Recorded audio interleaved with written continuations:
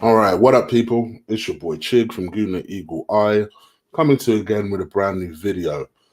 This time it is to preview the Olympiakos versus Arsenal game, which is on in the last 32 round of the Europa League tomorrow at 8. And yeah, I think this is going to be a difficult game. I actually do. I think they're a side that are very used to winning. Just going by their last results, obviously, I had a little peekaboo. And obviously, I mean, don't get me wrong, I know that their league is not exactly a top tier league, shall we say. But listen, they still have people who were even in the Champions League not so long ago. They've won their last couple of games. Excuse me. I'm going to start lagging now because I'm literally looking through their results. So, sorry, apologies. Bear with me. So, they won recently on Saturday, 4-0 against Pinionios.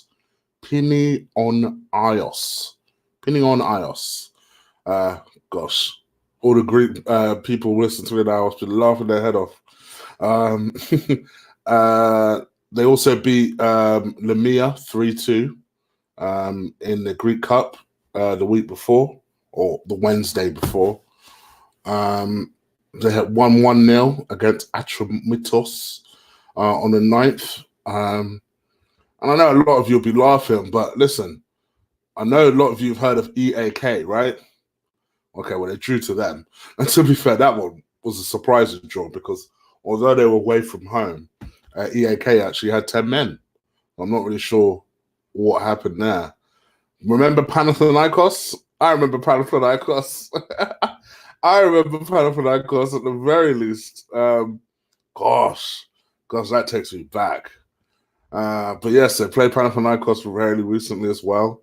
They barely won that game, 1-0.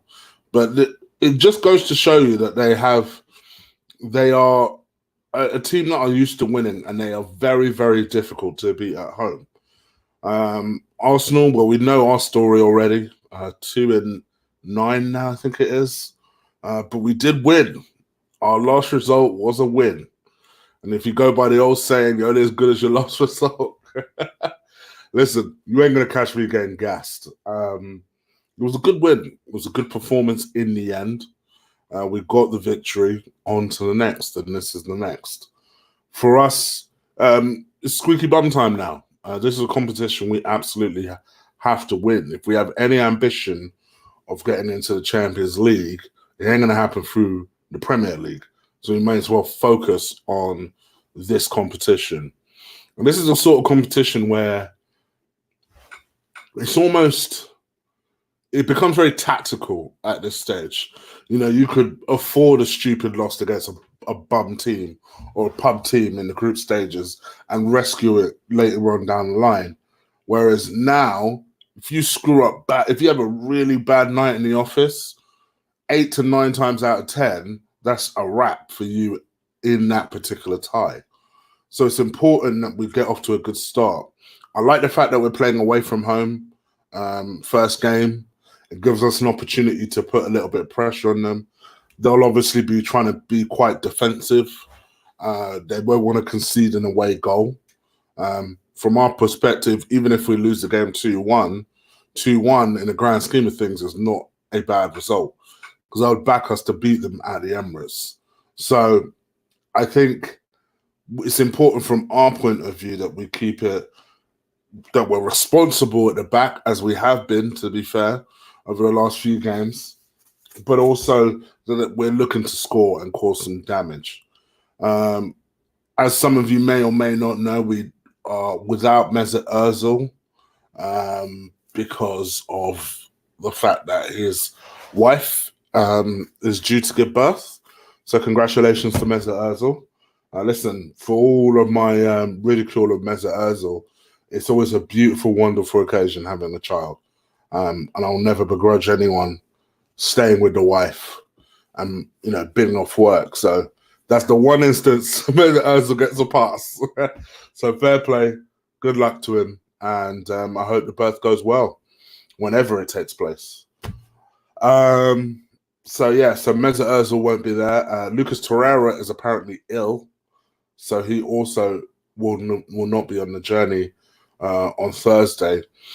2 losses. Mesut Ozil, although I wasn't as gassed as some of you guys were about his performance on Sunday, has been playing probably in his last 6 games or so. 3 of them have been really good. So you would have thought that he would be quite useful in a game like this. The one that's obviously a really bad loss is Torreira. I think we're getting an idea of why Torreira was dropped on Sunday, because clearly if he feels that badly that he's not even travelled for this game, one would suggest that he's been this bad since last weekend. So in that case, I think, Arteta at least deserves a little bit of all right, fair enough.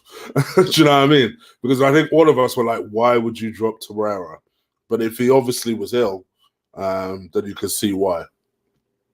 I think for me, it'd be interesting to see whether someone like Guendouzi plays this game. In normal circumstances, that would be a no-brainer. But obviously, we've since learned that Arteta and him have had a falling out.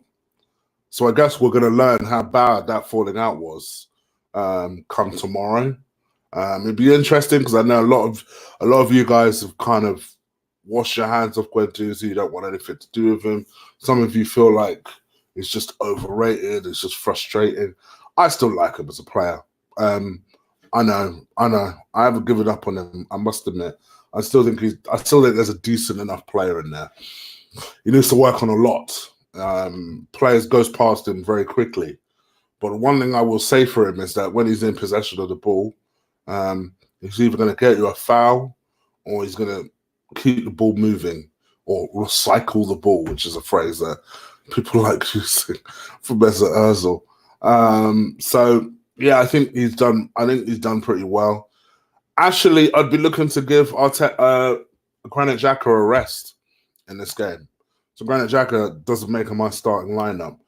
But actually, for once, it's not because of form or it's not because of any ill will towards the fans. Actually, I think fair play to Granit Xhaka. He, along with Ainsley Maitland-Niles, who apparently has all of a sudden gone missing because he can't seem to make a matchday squad at the moment. But Granit Xhaka, to be fair, I would arguably is probably the most improved player since Arteta's come along. And I commend him. I still don't rate him as a player, but I commend him because I feel as though, I said it to Lee the other day. For me, it shows a remarkable amount of mental strength to go through what you went through against Crystal Palace and the fans turning on you and screaming abuse and that. And then to come back a couple of weeks later, refocused and actually putting up consistent performances. This is the player that we thought we were going to get in the first place. I still don't trust this form because you're going to get a lot of Arsenal fans that see 3 decent performances out of player and they want to keep him. Like the other day, I had a conversation with someone about Mustafi. And, I suggested that we probably should sign Mari if he proves to be good and then sign another defender. And then you had a couple of people go, well, why do we need so many defenders? I'm like, we're 10th, right? Like, don't be gassed because, we've had a couple of clean sheets recently. We need to be ruthless. Yes, it's great that these players have improved, but long-term, do you trust them? I know my answer. So I think from my perspective, Granit Xhaka still is not quite I trust him stage. But I will say this because people hear what they want to hear instead of hearing what I'm actually trying to say. I feel like for me, I commend him. I really do commend him because he's shown a remarkable amount of mental strength and has found a level of consistency that, to me, I'm enjoying from Granit Xhaka at the moment. His short passing game has gotten so much better. I have noticed it. You guys know I'm a big critic of that short passing. It's gotten so much better. His leadership has gotten better, especially in that middle, guiding Torreira. Like, he's leading that partnership, which before wasn't always the case. Like, he'd be the one screaming or whatever, but not actually leading by example. But actually, in recent weeks, he's been leading, and in turn has elevated Lucas Torreira. It's just like, this is what I've been waiting for. So I actually found it difficult to leave him out of the squad. But the reason that I've done that is because I felt like, for me, I want to rest him, pure and simple. I want to rest him. He's played a lot of games recently. And yes, although I think the Europa League is the more important competition at the moment, I still want to rest him because I think he's played a lot of games lately. And I feel like Olympiakos at home, we can do this. We just got to focus. Maybe you could make an argument that Granit Xhaka maybe should be on the bench. Cool, but I'm resting him in this game. So without further ado, because I know that Lee, for some reason, was doing a show at 10. It's just like, bruh. So I know I don't have a lot of time, but please do stick a like on this video. Please hit that subscribe button. I'd appreciate it when you guys do that. I'm going to show you my 1 to 11 to play Olympiakos tomorrow. So bear with me.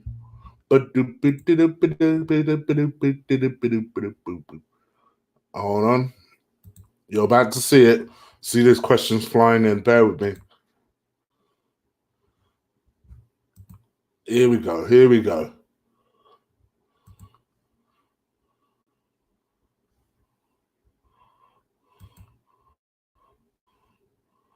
All right.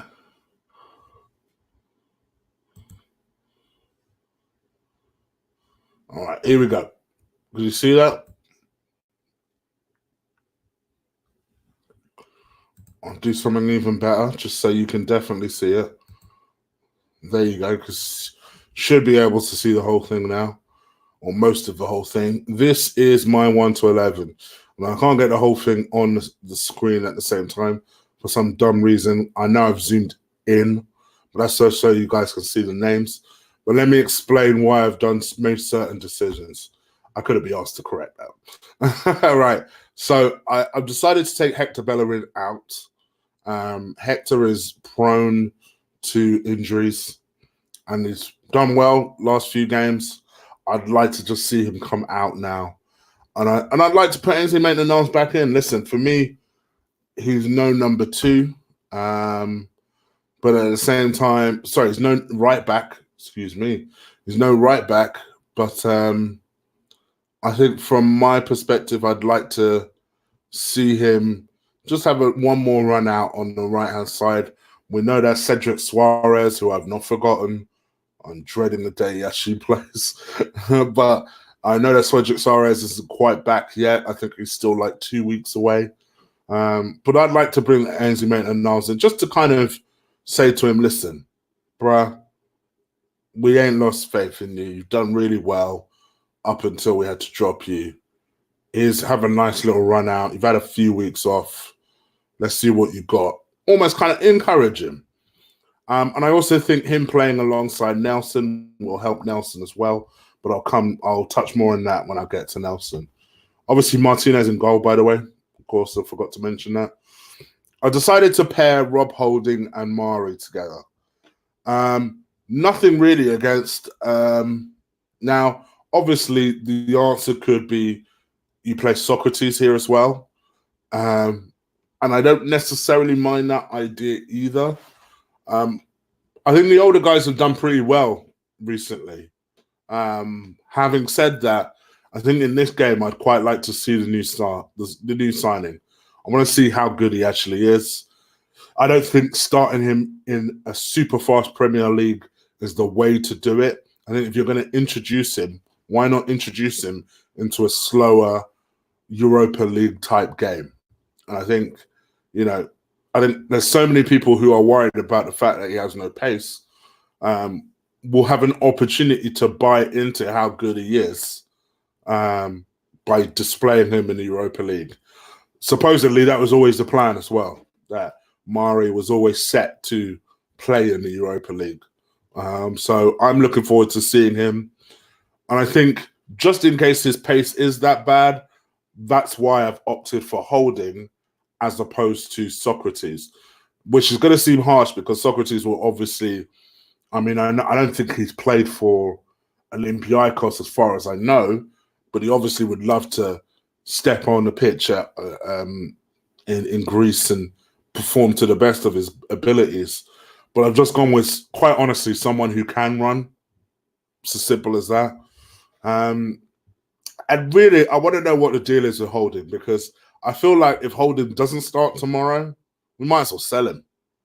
Because I feel like I'd be shocked, honestly, next season if we hold on to Chambers and Holding. To me, it doesn't make no sense. You might as well sell one of them, especially if they're not both getting game time. Holding's 24 years old now. It's time he steps up and becomes a real defender, or doesn't. So Rob Holding starts in this game alongside Mari. Nothing against Saka whatsoever. Resting the kid. Probably put him on the bench, to be fair. But I'm going to play Kolasinac in this game. He's back. He's been back for about a week or so. Play him. Moving on to midfield, I've said before, I personally am not going to play Granit Xhaka, not because of form, not because I hate him or any other stupid excuses you're going to start banning about, just because I want to rest the guy. He's earned it. This is the one time I can't believe I'm being so nice about Granit Xhaka, but he's earned it. So, for that reason, I play Willock and I play Guendouzi. Now, I assume Guendouzi will start. If Guendouzi doesn't start tomorrow, we know the problem is serious between him and Arteta. Simply put, I just think these two work well. I think these two work well. I think where Guendouzi is not a tremendously keen runner, shall we say, Willock is. And the good thing is that if that doesn't work, Willock can always swap with a Ceballos. And we saw how well Ceballos did in that position on Sunday. So, yeah, for me, I'm going to go with those two. This is my preferred attacking lineup. I've heard people suggest Eddie. I want to keep Lacazette up top, because Lacazette ain't getting into my Everton squad. So I might as well play him in this game. He scored recently, so confidence will be up. I really wanted to stick Martinelli up top. And I know there's going to be a lot of you that say, well, Chief, why don't you just take Lacazette out, put Martinelli up top, put Saka on the left? I hear. And if you want to do that, I won't begrudge you. I just decided to go a little something different. I think, depending on what Nelson is saying, Nelson used to be able to cross the ball. But this season, we ain't really, I mean, obviously, I know he's been injured for a lot of it, but this season, we've not really seen it. I'd quite like to see a Nelson with a bit of a run on that right-hand side. Again, nothing against Peps. Pepe's done it really well. Why not leave him out and put Nelson on there and see what he can do? Get to the byline, maybe create something for a Lacazette, create something for a Martinelli. The good thing with all these four is potentially they can swap. So Nelson can, for example, go on the left. Martinelli can go up top. Lacazette could potentially go on that right-hand side. We have seen it play on that right-hand side before. It actually wasn't too bad. So I expect a lot of interchanging. But that is how I'd set it up. For me, what do I expect as a result? I think this will be a difficult game. I don't think this will be a particularly fluent game. I think they're going to be fouling like a motherfucker. Greeks are generally, and I mean this in the best possible way to my Greek folk, Greeks are very difficult to break down on a football field. Very difficult. They're very stubborn. And they're very well organized. So I don't expect this to be a particularly easy game. But I do expect us to win because I think the confidence is up. And quite honestly, at some point, these lot will remember that they're just a better side than half of these people they keep struggling against. So I'm expecting a win. I'm going to back a win. I'm actually going to back Arsenal to win 2-0 and come to the Emirates with an away lead. What do you guys think? Please let me know. Do leave it in the comments. Do stick a like on this. My like squad, where you at? My like squad, please do stick a like on this video. It's really, really important. I'm going to jam with you guys for 5 minutes. I know Lee is gearing up to start. So please do stick a like on this video. Alex, you thought I missed your donation. No chance, bro. I hope you're well. Thank you very much once again for the donation, man. I appreciate it. Speaking of another generous donator, big up to VP. I know it's his birthday. I hope he's having a good one. I hope he's not watching my ass on his birthday. Like, go and do something, bro. So big up to VP, another loyal one. A bit earlier today, chick. Yeah, for once it's just a little bit earlier than the 1 o'clock stream I did the other day. So yeah, hope you enjoyed the early show. Guendouzi is a good player on the basis of the whole season. No one's been better than him. He's earned Arsenal 7 out of 10 points this season. Honestly, I think under Emre, Guendouzi was fantastic. We're going to hear people say that because it's Emre. But I think Emre is one of the players Emre trusted the most. And I actually didn't think Guendouzi let him down.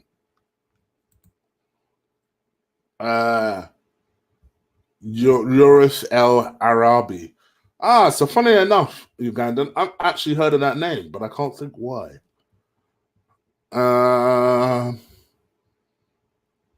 Chig, we need midfielders more than defenders, in my opinion. We need both, in my view. I agree. I said it from day dot that I think we need a defensive midfielder more than a centre back. But I do think a centre back is just as crucial. My guy, Mr. Franklin, please, guys, do crush that like button, please. There's one thing you do today to stop me bitching, to stop me moaning, is you crush that like button. It really does help. Honestly, it helps so much. So much. Just helps people take notice of the video. Also, yes, I've not seen it in the chat room. I've not seen anyone say this in the chat room yet. At some point, I will talk about Jonathan Tah. At some point, I will do another Chig Knows Best, focusing on central defenders. Yeah, it's about time I renew it. I did this exact same video last year. It was very, very popular, where I focused on certain positions. I'm going to do that again this year. I'm going to focus on certain positions.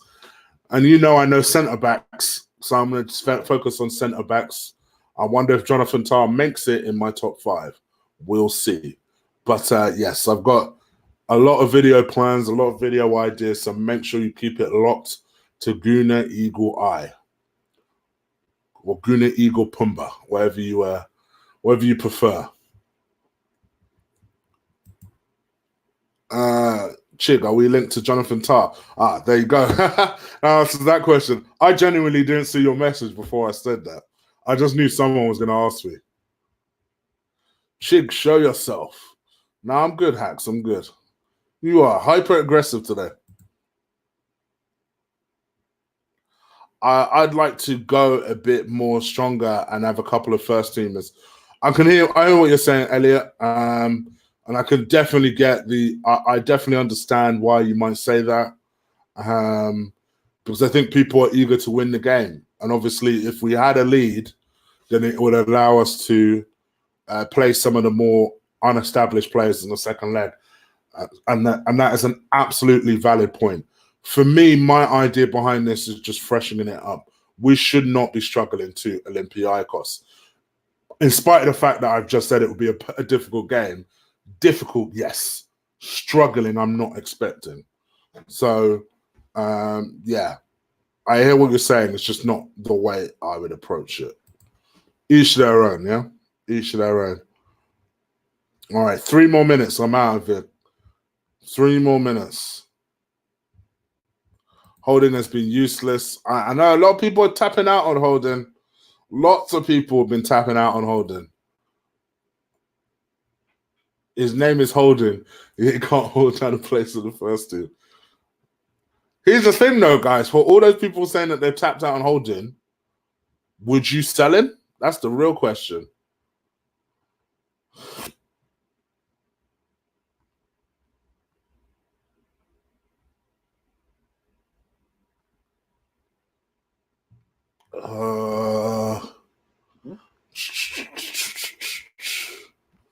So just going through your comments here. Hold on. Chick, do you think when Tierney's back, what do you think when Tierney's back, put Saka on the left and Uber up top? 100%. Or Martinelli up top. 100%. You see, for me,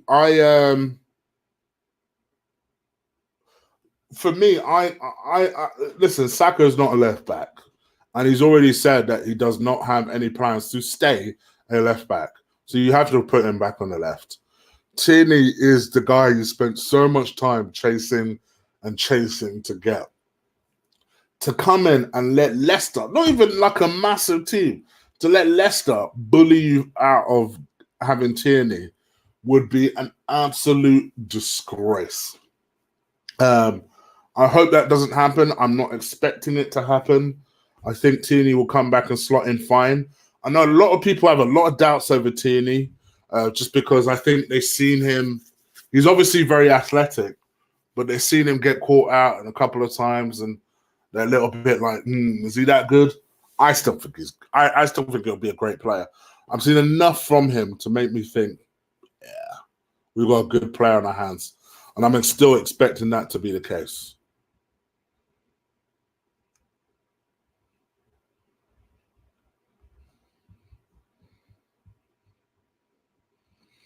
Would I have Tar over Upamecano? Yes.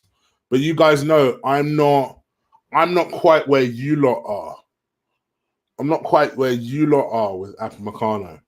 I think Upamecano is a good player, but I think people are more talking about his ceiling than what he actually does. So yeah.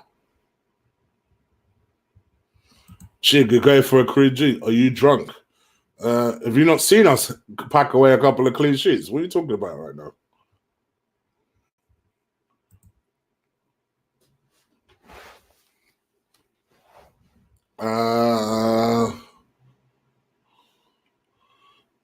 Like I say, I did a video on this yesterday. I'm confident. I'm confident he signs his contract. All right, I'm going into overtime, guys. So one more question. I'm out of here. Am I doing a watch along? Funny enough, I just was speaking about this with Ola. Maybe. It depends if I'm up. But me, Ola, and Kenny Ken will be doing a preview show. We're going to be doing it late.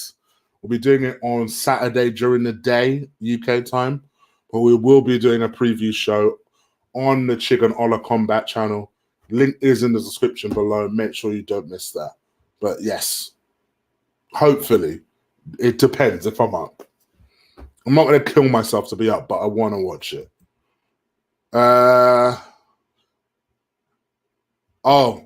Yes. This is the answer to your question. Martinez. Yeah, I've said that from the get-go, Ben, that he's better. He is better.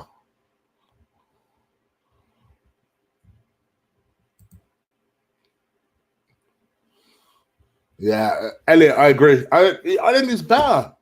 He's better. He's younger. He's taller. Honestly, for me, I think Upamecano is good. Don't get me wrong. I get why people like him. He's built for this life. He's built for that Premier League. But he's also 6 foot. Yeah, all right, he's wedge, but he's 6 foot. To me, I'm a Canute guy all day long. All right, give me some predictions before you guys bounce up out of here. Give me some predictions quickly. You know mine. It's 2-0. And before you bounce up out of here, one last time, please do stick a like on this video. You guys will help me greatly by doing that. Spurs lost tonight. It's always good when Spurs lose. Oh, Joseph, brother. Oh, go on. 3-0 Olympiakos.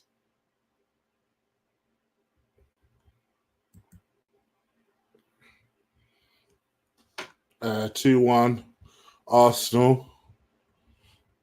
2-1 Arsenal.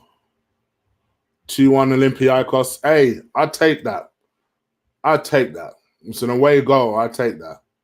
I'd be just fine with that.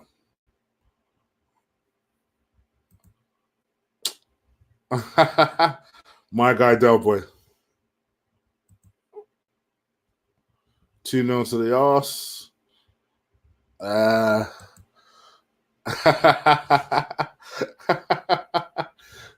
For real, right when this concludes, go to the chat room and say Chig told you about Negelsman.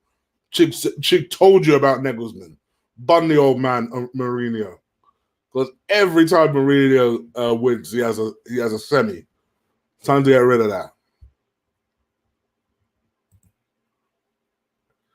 Who has what? Olympiakos. I saw you put this earlier. Sure. Blah. That's some confidence for your ass. I like that. I like that. Martinelli and MC Maitland-Niles. I like that. I like that. All right, guys. I am out of here. Please do subscribe if you haven't before. As you just heard me say, I've got shows coming. Tomorrow, I'll be talking late night with Chig, Jonathan Tah. I'm never really given my full opinion on Jonathan Tah. And whenever I talk about defenders, Jonathan Tah's always suggested, and I think people genuinely don't know what I think about Jonathan Tah. So I will talk about that tomorrow on Late Night with Chig. And then Friday, it won't be the preview for Everton. It will be another Late Night with Chig. Saturday will be the preview for Everton. Sunday will be the watch along and review as usual.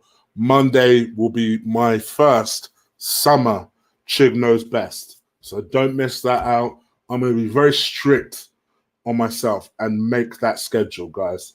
So stay with me, keep it locked, and I will be back tomorrow. All right? All right, guys. Peace out. A-Town down. Hit that like. Peace.